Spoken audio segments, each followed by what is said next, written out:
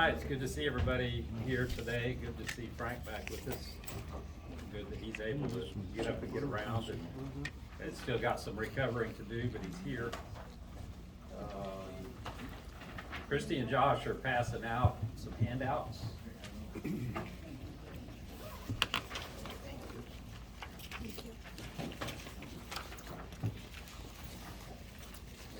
we had the pleasure of having Joel Fink here, a couple of weeks ago for a Bible conference. And Joel has written a lot of books. One of those books was very transformational for me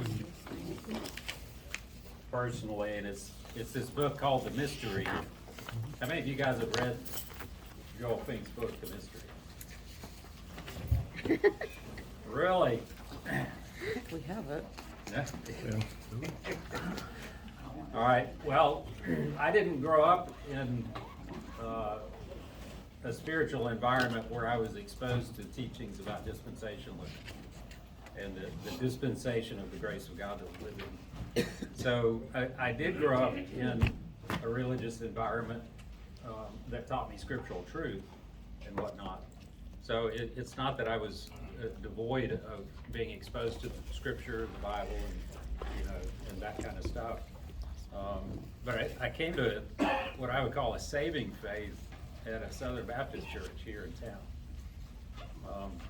And Southern Baptists are dispensationalists to a point because they recognize the day of Pentecost as the beginning of the church age. So they recognize that day as an ending of a dispensation and a beginning of another. So I had some dispensational exposure, but not fully, and not to the extent that I have being around what we often call the grace message. And this book, probably 20 years ago, Chuck suggested, or maybe even gave me a copy of this book, and I read it, and it really was an eye-opener for me. And for people who grew up in a grace church or in a dispensational church, you might get the idea that knowledge of the dispensation of the grace of God is something that's common, that that it's common out there in Christianity. But the reality is, very few denominational churches teach, or I believe even understand, the depth of the truth that's wrapped up in the mysteries, in the dispensational understanding. So with Fink being here a couple of weeks ago, it just brought all this kind of back to my mind, and I brought the mystery and how transformative that was for me to read and understand. So one of the books that Fink also wrote is a book called Common Questions About the Grace Message. And I thought that'd be a great Sunday school series, is to go through this and just look at questions and try to deepen our understanding. Because we might assume that everybody that goes to a grace church has a deep understanding, but that's not a valid assumption. And in some ways, I still question my own understanding of, my full, deep understanding of how it all ties together. Because a lot of it's cultural, and it's like a person doesn't know what they don't know until they know it.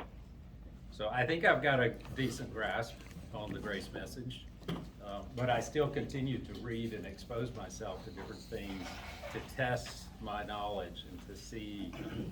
And what I find oftentimes is there's a deeper level of understanding than what I have.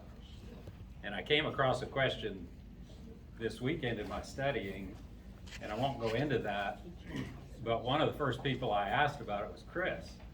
I was like, hey, Chris, do you have time for a theological, what about this?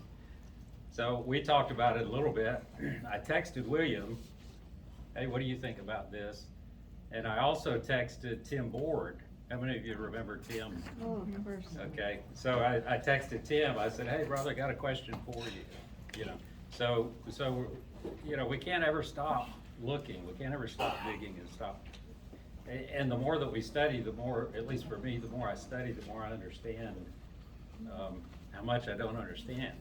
It's like, oh, I never thought about that question, you know, well, if this is true, well, what does it mean for that? So, I wanna start today, you know, a series of lessons. Now, I picked up books, and I have 5 extra of these books.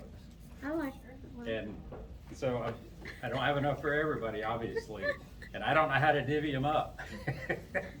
So, We can have one for this table. but yes, maybe one per table, but we have more than 5 tables too.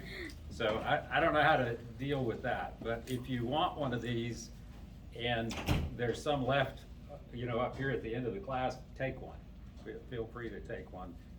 If we run out, you can buy these, and I'll have to figure out where. I think Parsons Publishing is the publishing company that Joel publishes these through, so they're available. It could even be that there's some of these on the bookshelf here. William might have some too. So anyway, if you get yourself a copy of this book, then you'll be able to kind of stay ahead of where we're going week to week.